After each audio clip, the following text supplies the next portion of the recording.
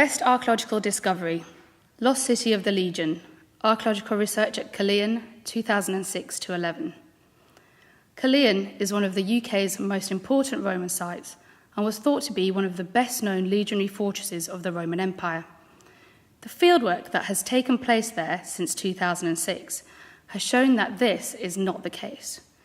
Season after season of geophysical survey and selective excavation has changed forever our knowledge of this complex site. We now know that the fortress at Caerleon was just part of an extensive complex of very large monumental buildings standing between the fortress and the River Usk. This new suburb was completely unknown, and it is a major addition to our knowledge of Roman Britain. The size and layout suggests these were public buildings that could have included markets, administrative buildings, bathhouses, and possibly temples. The jury is still out on the histories and functions of these buildings, some of which are among the largest ever found from Roman Britain. Other new discoveries include the remains of a partially collapsed legionary store, from which thousands of finds have come, including a remarkable scatter of armour and other military equipment. The armour includes numerous fragments of segmental armour made of overlapping metal strips, as well as pieces of more elaborate bronze armour that was probably worn by soldiers and their officers on parade and at official ceremonies.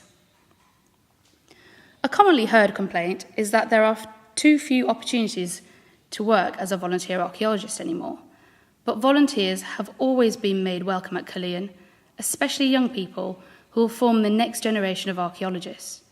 Community engagement has been a high priority of the site co-directors Peter Guest and Andrew Gardner, and they have worked to bring these new discoveries to life through the tours, talks and open days, and through the commissioning of a vividly realised fly-through model of what Roman Caerleon must have looked like. As a result, the stunning geophysical survey results and excavations at Caerleon have caught the imagination of many people in many places and from all walks of life.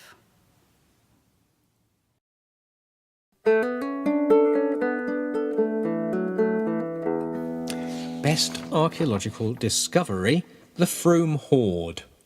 This is not just any old coin hoard. What excited the archaeological world about the Frome Hoard was not just the sheer scale, 52,503 coins, weighing in at over 16 kilograms, the biggest coin hoard ever found in Britain. It was the fact that these coins were amongst the rarest and most unusual ever found, including 800-plus coins bearing the bust of Carausius, Britain's so-called forgotten emperor. Rome was very snooty about Carausius.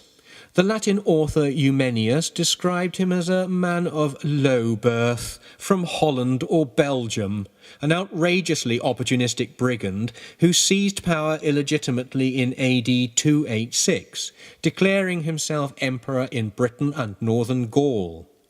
His coinage tells a rather different story. Not merely copying previous Roman emperors, his coins announce the return of the reign of Saturn and of the Golden Age, quoting Virgil's Eclogues. No other Roman empire had ever quoted classical Roman authors on their coins before. The scale of the find also raised questions about what the hoard was for. Was this an underground bank vault, a private or community chest buried for safekeeping during troubled times, to be called upon again when the money might be needed? Careful excavation of the hoard was able to demonstrate that the pot in which the coins were buried was placed in the ground empty. The coins were then poured into it from smaller pots and bags. One of these seems to have contained most of the Carausian coins, since they were all found in a lens together, not scattered throughout the hoard. A lid was then placed on the pot, and nobody ever saw the coins again until Dave Crisp, out metal detecting in April 2010, received an unusual signal. Digging down until he reached the top of the pot, he realised what he had found and called in the Portable Antiquities Scheme.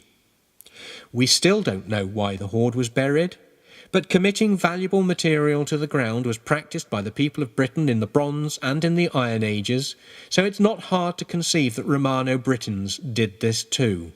Perhaps further ideas will emerge as the ongoing work of conserving and studying the coins proceeds. This is a discovery that has many secrets still to reveal.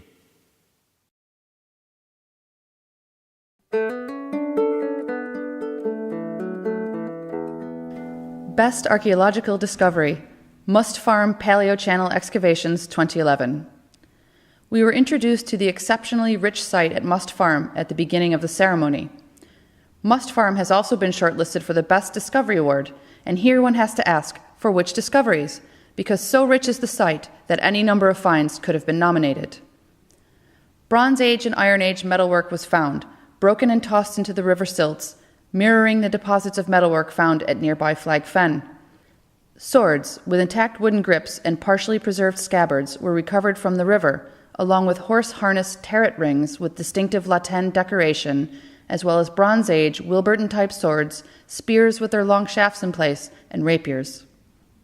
However, the organic remains are the centerpiece, with the discovery of a flotilla of no less than 6 Bronze Age logboats. One of these, dubbed the Great Boat, was 9 meters long and fully decorated by closely spaced, cross-hatched grooves covering the external and internal sides of the boat, something never before seen in prehistoric boats, though parallels are seen in medieval and North American boats. The remaining boats are smaller, between 4 and 6 meters in length. Some are punt-like in form, with flat bases and shallow sides, while others have 2 bow ends. No oars, paddles, or poles have yet been found, or positively identified, so it is still uncertain as to how the boats were propelled. Some have internal handles and others have perforations, prompting the question whether they were towed from causeways lining the water channel. Naturally, the Must Farm team has been keen to share and celebrate this wonderful discovery. Cambridge Archaeological Unit staff have appeared on local and national TV and radio, spoken at local and national conferences, and given numerous talks and site tours.